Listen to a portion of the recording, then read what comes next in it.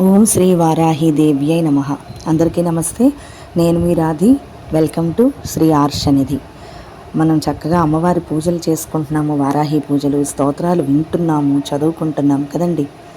అయితే చాలామందికి ఉన్న అపోహ ఏంటంటే వారాహి అనిసనంటే అదేదో క్షుద్ర పూజలు, అమ్మవారు ఏంటంటే భయంకరంగా ఉంటారు ఇలా అనుకుంటారు. కానీ మనం ఎప్పుడూ కూడా అమ్మని ఏ విధంగా చూస్తే ఆ విధంగానే కనబడుతుంది. అమ్మ చల్లని తల్లి.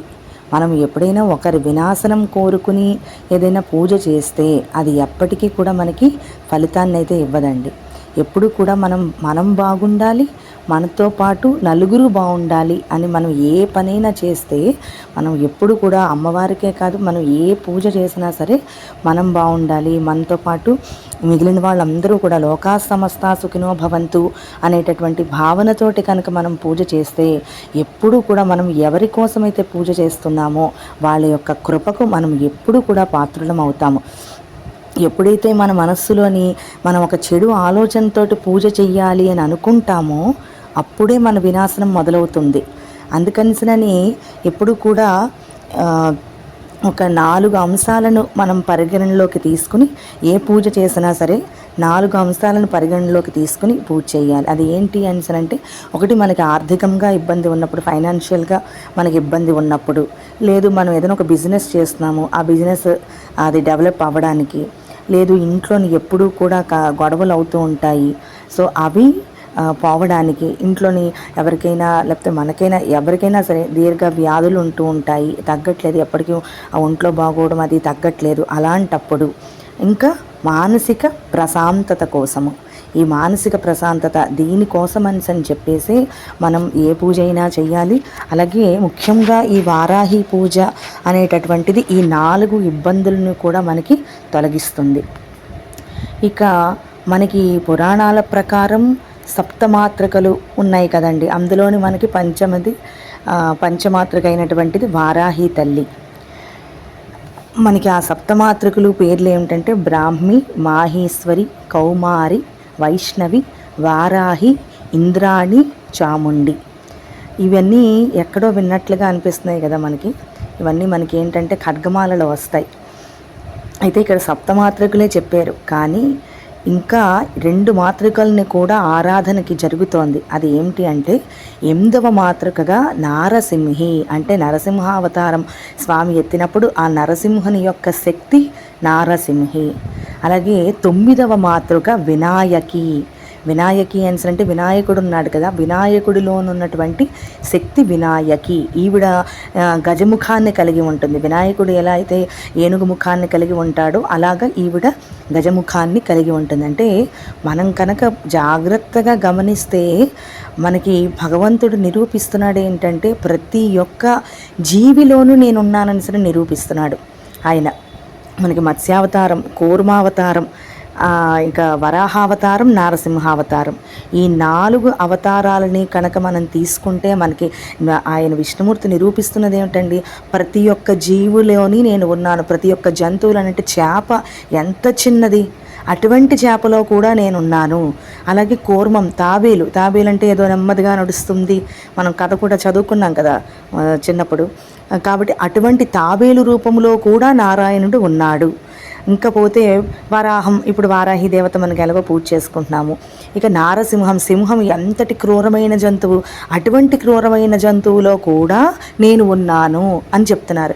అలాగే వినాయకుడు గజముఖంతో ఉన్నారు, ఏనుగు. అక్కడ అన్ని చోట్ల కూడా అమ్మవారు మత్స్యము కూర్మం పక్కన పెడితే వారాహిగా వచ్చింది, నారసింహగా వచ్చింది, వినాయకిగా వచ్చింది. ఇక్కడ మనం గమనించాల్సింది ఏంటంటే మనం ప్రతి ఒక్క ప్రాణిలోనూ కనుక నారాయణుని అమ్మవారిని మనం చూస్తే జీవజంతువులన్నిటిలోనూ ఆయన ఉన్నారు అనిసనే చెప్తున్నారనమాట. ఇక ఈరోజు అమ్మవారు స్వప్నవారాహి దేవత. అంటే ఈవిడ పూర్తిగా మనం ముందు నుంచి చెప్పుకుంటున్నాం, వారాహి దేవత అనేటటువంటి ఆవిడ ఎప్పుడు కూడా రాత్రి వేళ ఎంత పూజిస్తే మనకి అంతటి ఫలితం దొరుకుతుంది అని చెప్పేసి.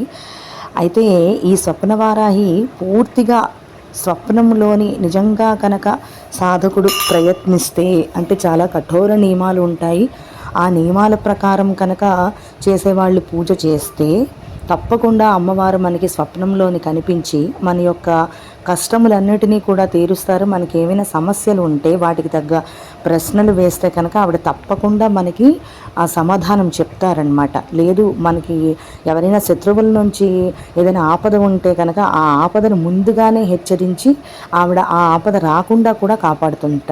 అటువంటి ఆవిడ ఈ స్వప్నవారాహి. అయితే ఈ స్వప్నవారాహికి మహామంత్రం ఒకటి ఉంది, కానీ అది దానికి గురు ముఖతః మాత్రమే మనం నేర్చుకోగలము. ఎవరు పడితే వాళ్ళు అలా చేసేస్తాము అంటే కాదు కదా.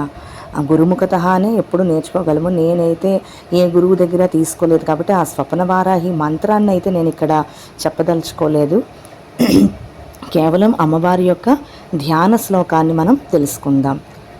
మేఘశ్యామరుచిం మనోహరకుచం నేత్రత్రయోద్భాషితం కోలాస్యం శశిశేఖరమాచలయా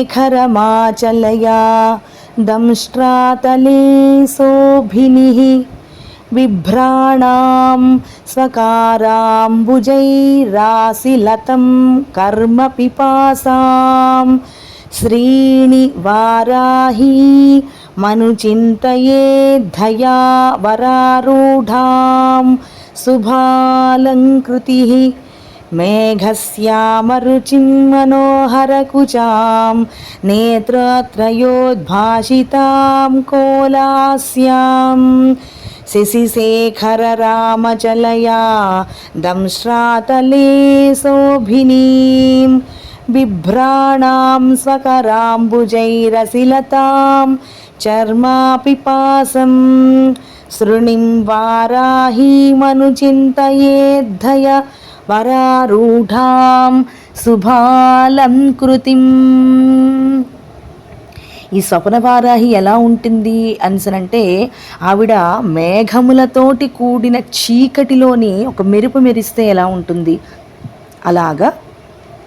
అలా ఉంటుంది అమ్మవారు. అంటే మేఘములతోటి ఎంత దట్టంగా ఒక చీకటి ఉంటే అక్కడ సడన్గా ఒక మెరుపు మెరిసింది అనుకోండి, ఆ మెరుపులో ఒక్కసారి ఒక వెలుగు ఇలా కనబడుతుంది కదా, అటువంటి వెలుగులాగా అమ్మవారు ఉంటారుట. చాలా సుసంపన్నమైనటువంటి ఆవిడ, 3 కన్నులు కల ఆవిడ, వరాహముఖం కలిగిన ఆవిడ, నేత్రత్రయోద్భాషితాం అంటే 3 కన్నులు కలది, కోలాస్యాం అంటే వరాహముఖం కలది. అటువంటి అమ్మవారిని మనం ధ్యానిస్తున్నాము. అలాగే శశిశేఖర రామచలయ అంటే అమ్మవారి తలపైన చంద్రవంక ఉంటుంది. అలాగే ఆమె దంతాల మీద భూమిని ఉంచి దంష్ట్రాతలే శోభినీం అంటే ఆమె దంతాల మీద మనకి వరాహస్వామి అవతారంలోని స్వామి భూమిని ఎత్తాడు కదా, భూదేవిని. అటువంటి ఆ స్వామిలో ఉన్నటువంటి శక్తి ఎవరు? వారాహీదేవి కదా. కాబట్టి ఆమె దంతాల మీద భూమిని ఉంచి అది ఎప్పుడూ కూడా ప్రకాశించేలాగా చేస్తుంది. ఇక అమ్మవారి యొక్క చేతిలోని ఎప్పుడూ కూడా కత్తి, కవచము, పాము మరియు ఒక మేకను పట్టుకుని ఉంటుందన్నమాట స్వప్నవారాహి దేవత. ఆవిడ గుర్రంపై ఎక్కి ఆభరణాలతోటి వస్తున్న ఆభరణాలను అలంకరించుకుని ఆవిడ చక్కగా దివ్యహారాలన్నిటినీ కూడా వేసుకుని చక్కటి అలంకారంతో మన ముందుకి అమ్మ వస్తుంది.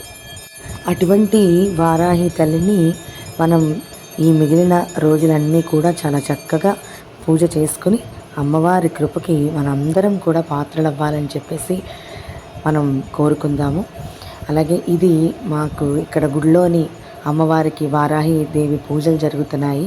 అక్కడ ఎంత చక్కగా నీరాజనంతో, షోడశోపచార పూజతోటి అన్నీ కూడా చాలా చక్కగా మేమందరం కూడా పూజ చేసుకుంటున్నాము. వార్తాళి చింది బింది మర్దయ తాడయ మద్రిపూవాహిని వారాహి వార్తాళి చింది బింది మర్దయ తాడయ మద్రిపూవాహిని వారాహి వారాహి వారాహి. మీ అందరికీ కనుక ఈ వీడియో నచ్చితే లైక్ చేయండి, షేర్ చేయండి, అలాగే సబ్స్క్రైబ్ చేసుకోండి. Thank you.